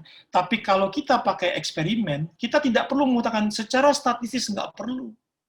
Hilangkan kata-kata tadi bahwa hasil penelitian dengan menggunakan desain eksperimental lab menemukan bahwa hipotesis diterima. Udah. Tapi kalau pakai statistis, kita akan mengatakan bahwa pengujian kita secara statistis menemukan atau signifikan secara statistis.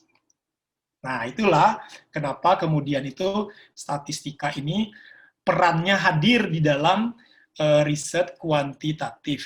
Nah, disitulah maknanya.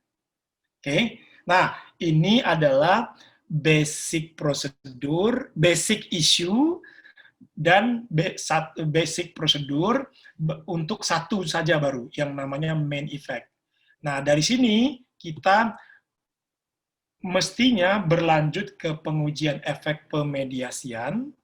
Yang kedua, nah kalau mau lanjut ke efek pemediasian, belajar konsep pemediasian itu seperti apa. Baca lagi artikel Baron dan Kenny 1986. Nah, lalu pemoderasian, baca juga artikel Kenny, Baron dan Kenny 1986. Oke. Moderating effect itu ada yang two-tail hypothesis dengan interaksi, ada yang one-tail hypothesis dengan baik itu degree dan form moderating dengan subgroup analysis. Itu pengujiannya agak lebih rumit dikit. Pengujinya harus bertahap. Okay.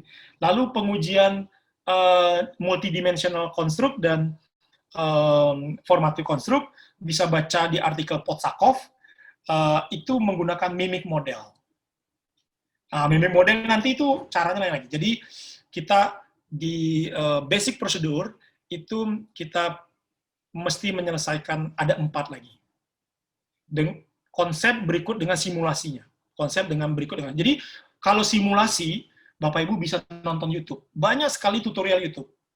Tapi kalau yang menjelaskan filosofi, Bapak Ibu harus belajar mendalam beberapa referensi-referensi yang terkait dengan itu. Yang simple aja, multidimensional dan formatif itu artikel Potsakov. Tapi sebenarnya Potsakov pun baru tataran conceptual framework ya, belum how to analyze-nya belum. Nggak ada di artikel Potsakov. Itu harus dikombinasikan dengan beberapa referensi yang lain. Mimic model itu di tataran praktek teknisnya agak beda. Saya buka cerita aja.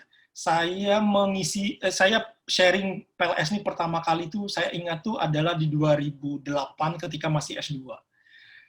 Saya baru menemukan betul bagaimana cara menguji ini itu 2016. 8 tahun. Mimic model tuh bagaimana realnya menemukan ketika ngalamin. Ternyata nggak gampang mengujinya. Nah, mengapa? Karena ketika tidak menemukan case-nya langsung, kita nggak bisa mengalaminya. Saya kasih contoh, case-nya simple begini. Saya yakin mungkin ada di UNP ini ada judul skripsi atau tesis, judulnya begini. Misalnya saya kasih contoh, ini judul yang kemarin lah ya, ada mahasiswa yang menulis begini. Judul tesisnya begini, faktor-faktor yang memotivasi karyawan atau pegawai dalam bekerja. Simple kan? Lalu dia tujuan risetnya adalah ingin mengidentifikasi dan mengukur faktor-faktor apa yang membentuk motivasi kerja. Jelas-jelas ada keywordnya membentuk. Lalu dia bilang desain risetnya bla bla bla bla bla, lalu teknik analisisnya menggunakan analisis faktor. Nah, seakan-akan benar. Seakan-akan benar. Tapi itu salah itu. Itu salah. Kenapa? Analisis faktor itu digunakan untuk reflective indicator. Sementara tujuan dia adalah mengidentifikasi lalu mengukur faktor yang membentuk motivasi. Berarti form motif nggak bisa. Itu harus pakai apa? Itu formatif. Harus pakai mimic model. Nah, satu hal secara konsep aja udah beda.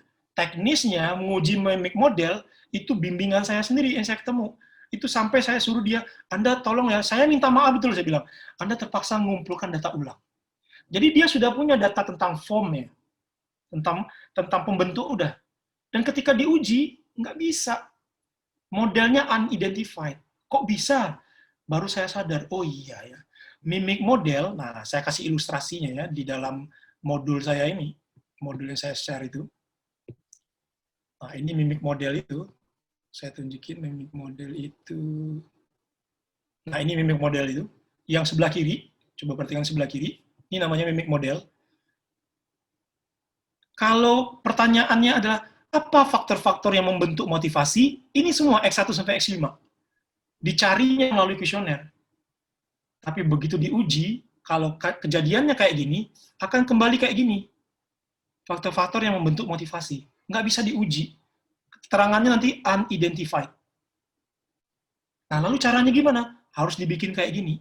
Jadi waktu nyebar kuesioner, harus ada measurement atau pengukur untuk formatif, ditanya yang formatifnya, ditanya juga yang reflektifnya. Sama tadi, ketika ingin nanya, apa faktor-faktor yang membentuk orang happiness, kalau mau diuji secara statistis, tanyakan beberapa hal yang membentuk happiness, jangan lupa, tanyakan juga apa-apa ciri happiness.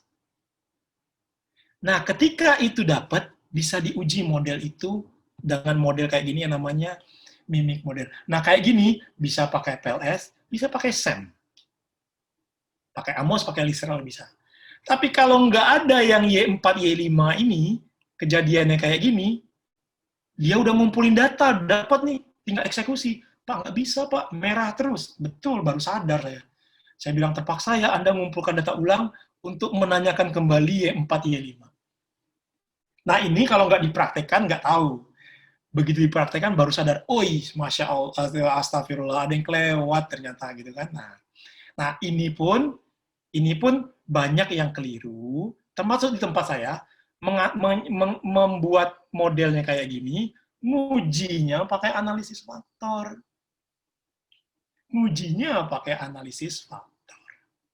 Keliru pakai analisis faktor. Jelas X1 sampai X5 ini adalah independen. Kalau diuji analisis faktor, rusaklah dia nanti. Rusak dia, nggak akan terbentuk. Nah, Bapak Ibu, karena kita di 1239, jadi kita masih menyisakan untuk basic prosedur, di basic issue ada 4 lagi. Dan memang 4 ini terutama untuk mediasi moderasi. Jujur saya butuh mediasi itu setidaknya, menjelaskan mediasi itu setidaknya setengah jam. Moderasi dengan 3 pengujian itu saya butuh minimal 1,5 jam menjelaskan.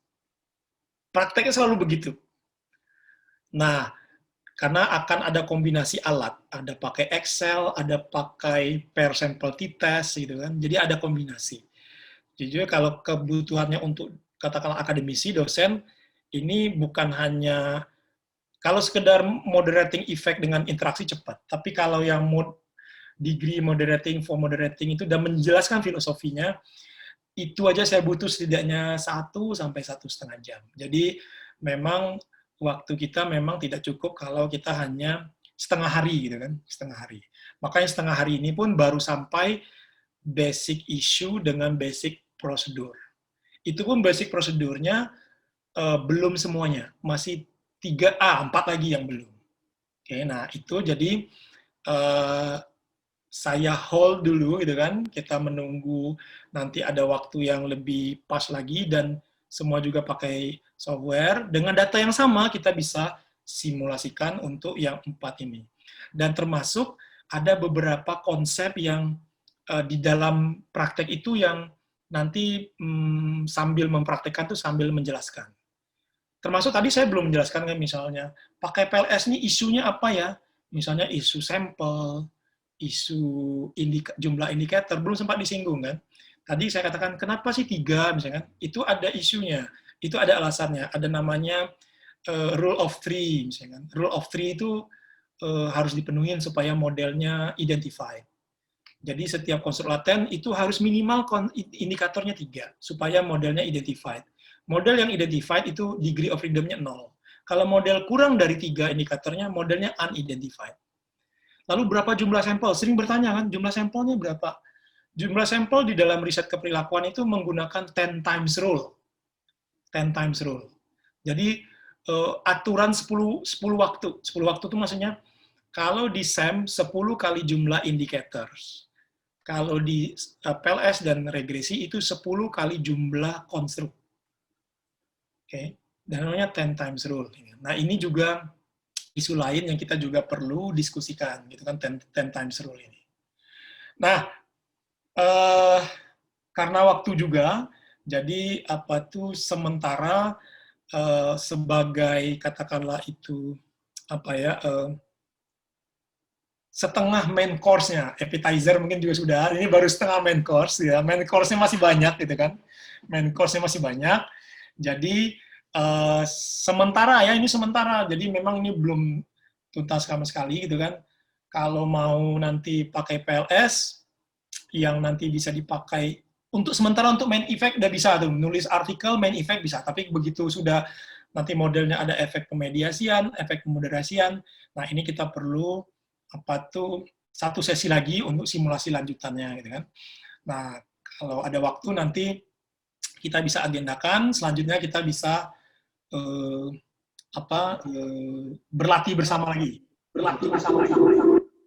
Nah, sementara itu saya kembalikan ke Pak Perenggi. Makasih Pak Perenggi. Alhamdulillah, terima kasih sekali Pak Dr. Willy Abdillah, SMSC, sangat mencerahkan sekali, baik secara konsep, filosofi, sampai pada tataran teknis, bagaimana menguji direct effect menggunakan Smart PLS 3. Dan memang betul sekali apa yang disampaikan oleh Bapak Dr. Willy, ya kita harus paham dulu prosedural basic, baru bisa masuk ke intermediate, baru masuk ke levelnya advance. Nah, pada hari ini memang kita targetnya adalah untuk yang basic dulu. Nah, setelah itu kita masuk kepada intermediate, bicaranya mediasi moderasi. Nah, setelah itu untuk advance kita nanti masuklah isu-isu mimik model, macam-macam gitu ya, sesuai dengan isu-isu yang berkembang saat ini dalam penggunaan software PLS, dan terutamanya tentu berdasar pada teorinya, ya, bagaimana membangun teori yang cocok dengan PLS. Nah, yang pertama kami mengucapkan rasa terima kasih kami atas sebuah sharing pengetahuan yang sangat berharga, baik secara riset maupun secara teoretikal. Ya, artinya filosofinya tadi itu yang penting sekali, yang mahal sekali kata Bu Aima. Susah mencari ilmu yang langsung kepada isu-isu filosofis. Tapi kalau hanya mencari bagaimana mengolah data pakai PLS, bisa banyak sekali itu di YouTube. Tidak bisa sedalam apa yang disampaikan oleh Bang Dr. Willy tadi. Nah, ini ya barangkali yang susahnya, karena yang tidak pernah kita ketahui selama ini.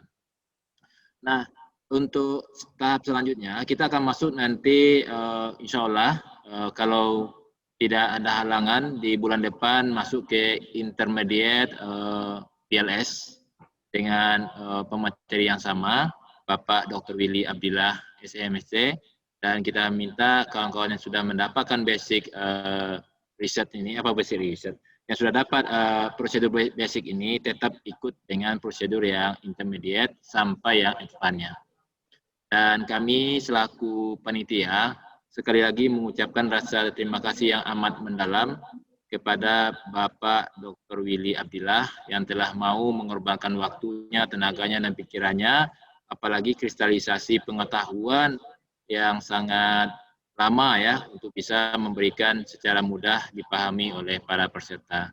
Dan saya juga terima kasih nih Bapak Ibu yang lainnya bahwa waktu saya buat tesis dulu, yang mengajarkan saya pertama PLS itu adalah Mas Willy, Ujung Paripusaka. Ini pakai nih cara ngolah datanya. Alhamdulillah berkat ilmu beliau lah saya menggunakan PLS untuk pertama kalinya 2008 untuk model pengukuran. Tapi untuk analisis model menggunakan SPSS saja. Itu dekat Mas Willy juga. Banyak sekali kontribusi beliau dan alhamdulillah hari ini kita bisa mendapatkan ilmu yang bermanfaat dari beliau. Terima kasih Mas Willy. Mohon maaf kalau ada kawan-kawan yang keluar masuk itu bukan salah kawan-kawan, tapi jaringan di sini kurang bagus juga. Karena di Padang ini jaringannya mungkin paketnya nggak sebagus di tempat Mas Willy ya. Bengkulu gitu ya. Kalau Bengkulu mungkin agak tinggi sinyalnya karena dekat ke Jakarta. Kalau sini kan jauh dari Jakarta. Jadi susah untuk mendapatkan sinyal yang bagus. Baik, terima kasih Bapak Ibu lainnya. Dengan mengucapkan Alhamdulillahirabbil alamin, kita tutup acara kita ini supaya ilmu yang disampaikan Mas Willy memberikan berkah dan manfaat dan ibadah bagi Mas Widi itu sendiri. Bila hidayah, assalamualaikum warahmatullahi wabarakatuh. Terima kasih, Pak Ibu Willy. semuanya. Jadi nanti sebelum kita pamit ya, jadi kalau jadi minggu depan seterusnya nanti itu tolong yang sudah kita diskusikan ini diulang kembali. Kata orang tuh lancar kaji karena diulang. Gitu kan? Practice makes perfect gitu kan. Jadi diulang kembali. Nah nanti selanjutnya itu kita tetap menggunakan framework yang sama. Kalau kita membahas mediasi, moderasi, mimik model, tetap harus dimulai dengan isu teoritis dulu. Bagaimana membuat pemodelan mediasi, bukan langsung ngeklik, bagaimana membuat pemodelan mediasi, bagaimana pengukuran di mediasi, baru secara teknis ngujinya seperti apa. Jadi betul-betul kita bisa secara lengkap dalam membuat katakanlah tuh analisis data kita secara statistis. Jadi kalau ada pertanyaan dan kebutuhan referensi yang bisa saya penuhin, boleh nanti silakan di CV ada alamat email, bisa email ke situ, atau bisa juga sebelum ditutup saya kasih alamat email di sini. Kalau ada hal-hal yang perlu ditanyakan dan perlu diminta referensi tambahan, nah bisa kontak di situ. Jadi mudah-mudahan bisa saling berbagi lah gitu kan. Nah, itu aja Bapak Ibu. Terima kasih. Mohon maaf kalau banyak keterbatasan, karena saya juga masih belajar. Mudah-mudahan tadi yang saya Pak Paniki bermanfaat ya. Bermanfaat buat semua. Assalamualaikum. Tetap sehat lah semuanya. Oke, Dasarial, yang lain ya. Makasih ya. Yuk semuanya. Assalamualaikum warahmatullahi wabarakatuh. Pamit ya. Ya, pamit ya. Yo, sama-sama.